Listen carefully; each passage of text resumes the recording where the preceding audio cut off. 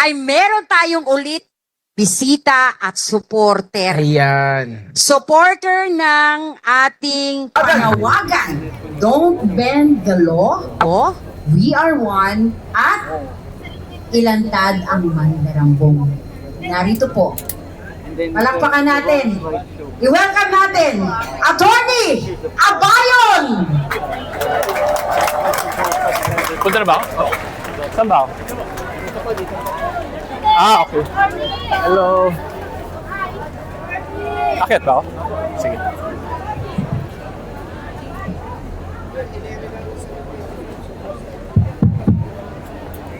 Hello. Walang uwian ha? Wala pong uwian kay Gikapoy ko ka. Ang layo po ng nilakad ko galing Garnet, dumaan kami dito eh. Kaya wala po talaga muna tayong uwian. So, una-una po sa lahat, gusto ko muna pasalamatan po yung INC for organizing this kind of event. Kasi, kilala niyo po ba ako? Hindi. Ako yung madaldal daw sa YouTube eh. Yung quote-unquote favorite DDS lawyer. So ako po kasi may personal advocacy din talaga ako na mag-explain ng batas, di ba? Ina-explain ko kung paano mag-apply yung batas sa mga actions ng mga public servants natin.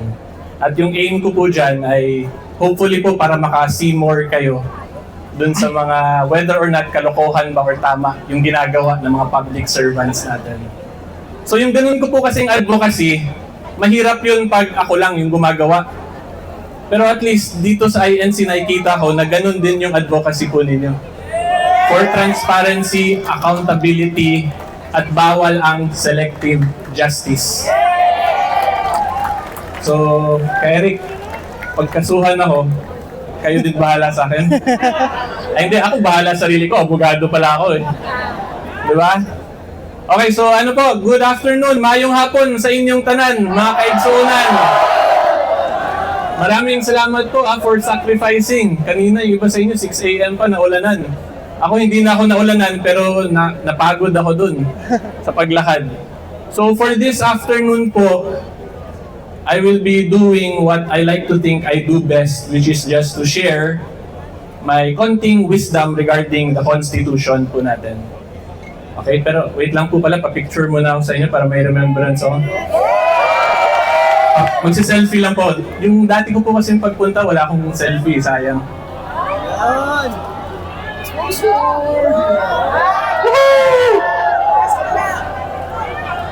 Video! Wala akong uwian! We are one!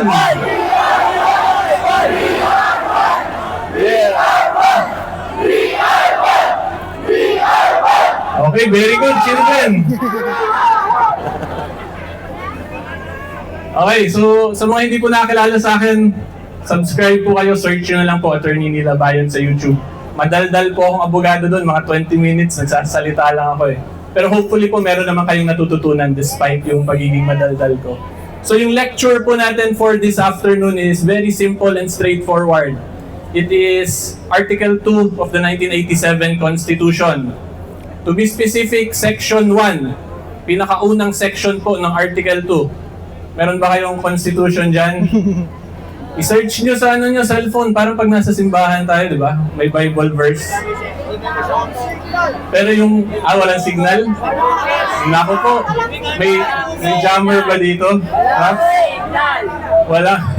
Sige po, Section 1, Article 2 of the 1987 Constitution, ang nakalagay po dyan, the Philippines is a democratic state. Yan yung una muna nating lecture, democratic aspect. Naintindihan niyo po ba yung ibig sabihin ng democratic? Demokrasya. O ano ibig sabihin nun? Yes, sagot ninyo eh. Ha? Malaya? So ibig sabihin po ng democracy talaga, malaya tayo regardless of whether or not we are sa majority, sa minority, sa opposition, pwede tayo magsalita at protected po yung mga karapatan natin. Okay? So yan po yung simplest way to explain what we call political democracy. In a democracy, yung pinaka-basic po dyan, wala pong question tayo dito, majority po yung panalo. So ngayon sa Senate, di ba, majority na sila, may 13. So wala po tayong question dyan. Ibigay na natin yon. Iba na yung Senate President kasi nakuha na po nila yung 13. Tapos yung kabilang side naman po niyan, yung minority, ang goal po ng minority or dapat po gawin ng majority sa minority, respetuhin yung karapatan po nila. Kahit po konti sila, kahit konti tayo, minority ba tayo? Or opposition? Pero for discussion purposes, sabihin po natin minority tayo ngayong hapon. Kung minority po tayo, dapat respetuhin tayo nung majority. Hindi dapat inaapak-apakan yung karapatan natin. Hindi dapat may selective justice. At hindi dapat na pag sila yung gumawa, tama, pero tayo mali. Hindi dapat ganun. Diba? So in simple terms po, yung minority, we should be given the right to fully participate in the democratic process. So ngayon, pag titingnan po natin yung mga senators, ano po yung obvious or napapansin ninyo sa mga senators nating minority? Sige po, open po muna tayo ng payong kasi may blessing from the skies. Para po hindi kayo magkasakit. Mahina pa! Okay, so going back po to the discussion natin, kung titingnan po natin yung Senado ngayon, yung minority, yung opposition, ano po yung common denominator sa kanilang lahat? Puro may kaso. 'Di ba? Halos lahat na lang may kaso. At ngayon nga po, 'di ba, si Senator Marcoleta kakasuhan daw po ng plunder. So yun yung common denominator pag minority. So ano po ba yung possible na pwede nating itawag sa ganyang situation na yung minority lang lahat may kaso, pero yung majority wala? Bendalo? Aside from Bendalo po, we can call that as political persecution. Kasi kung titingnan lang natin, di ba, minority lahat, ubos ng kaso, majority ang babait. Ang galing naman. Mga good boy, Judayang majority. Mutoo mo, good boy majority tanan? O, di ba? So pag ganyan po, na nagkakaroon ng political persecution, pinapatahimik, sinasilence, inaapakan yung minority, ang posible pong consequence kasi niyan, mawawala ngayon yung opposition sa demokrasya, yung minority. So pag nawala po yung opposition sa demokrasya, ano po ang epekto? Hindi na po tayo democratic country niyan. Kasi wala nang nakakapengol sa kanila wala nang nakakasalita. Alam niyo ano po yung mangyayari sa Pilipinas pag walang minority or opposition? We will become an authoritarian government. Naintindihan po ninyo yun? Kung hindi nyo maintindihan, in simple terms, magiging dictatorship po yung Pilipinas pag walang minority, walang opposition. So, pag dictatorship po tayo, papayag po ba kayo nun? Hindi po talaga dapat tayo pumayag kasi that is unconstitutional, illegal po yan. Kasi ang nakalagay po sa Section 1 of Article 2, the Philippines is a democratic state. Hindi po nilagay doon the Philippines is an authoritarian or dictatorship state. Kaya hindi po dapat pinipolitically persecute, inaapakan, sinasilence yung opposition senators, including your beloved Senator Dante Marcoleta. Hindi po dapat ganun yun. Kung gusto po ng majority matalo yung minority, they should do it in the constitutionally allowed ways, which is via election process. Di ba panahon po nila PRRD, ano nangyari nung 2019 election, if I'm not mistaken? Di ba yung opposition senator nun, diretso, ano yun? Diretso saan sila nga nun? O, diretso Inedoro.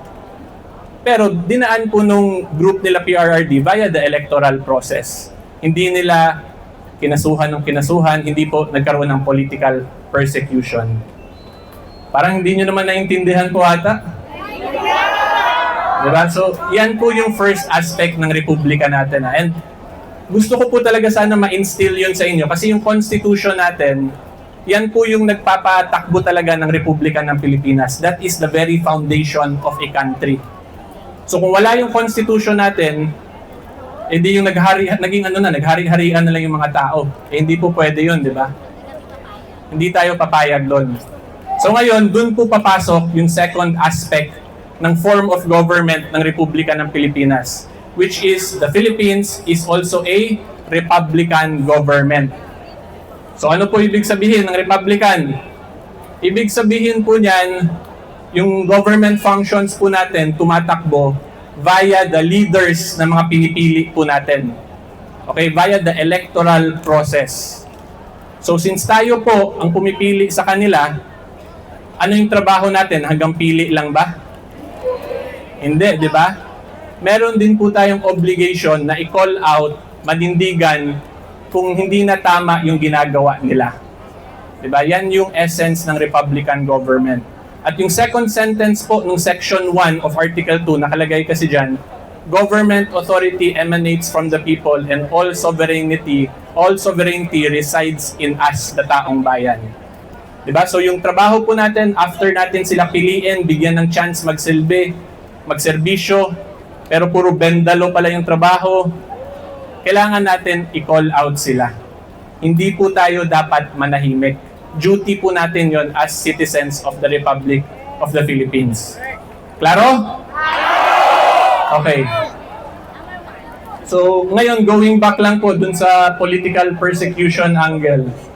Ang masasabi, kaya ako po, isang rason, ito personal opinion ko lang po, personal observation.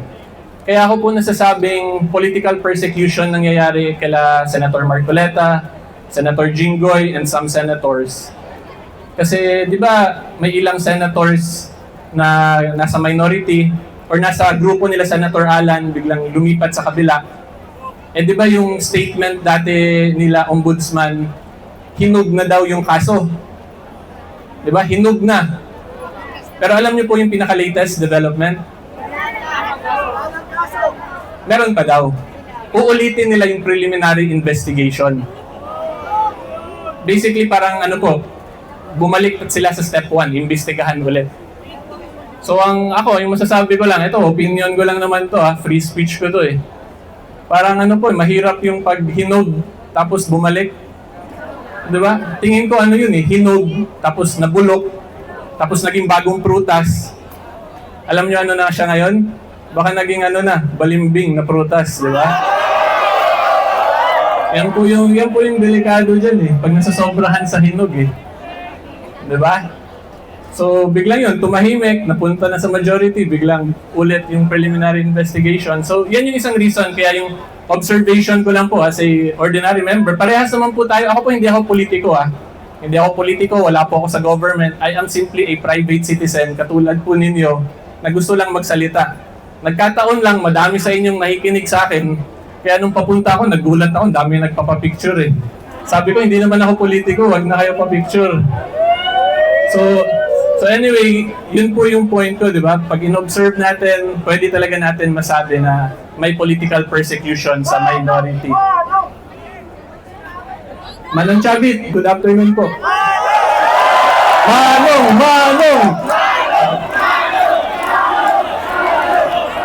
Pabilisan ko na para si Manong Chavit naman So, ito last na lang din kong reminder sa inyong lahat. As long as po nagsasalita tayo, naninindigan tayo tungkol sa mga government actions, mga trabaho po in relation sa trabaho ng public servants natin, huwag po kayo matakot magsalita. Kasi hindi po yan libel, hindi po yan inciting to sedition, kundi ang tawag po dyan, doctrine of fair commentary.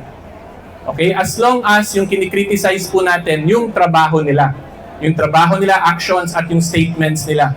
Huwag nyo na po i-criticize yung mga personal nila kasi pag personal yun, baka ma-libel kayo dun.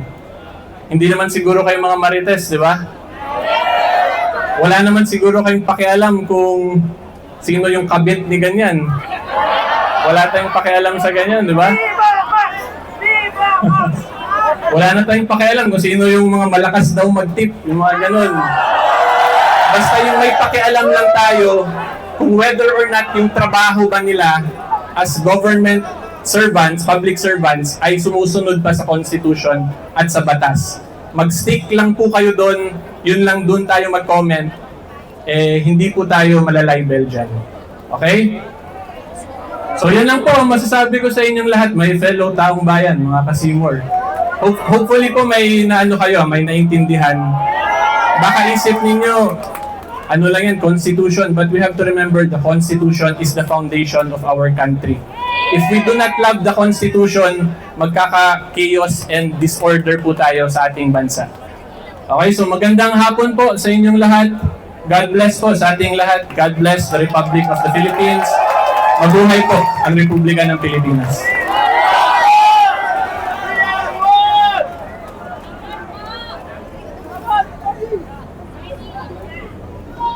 Thank you po. Thank you. Thank you. Thank you. Punta mo na ako. Ako na lang. Hello. Picture na lang. Hello. Thank you.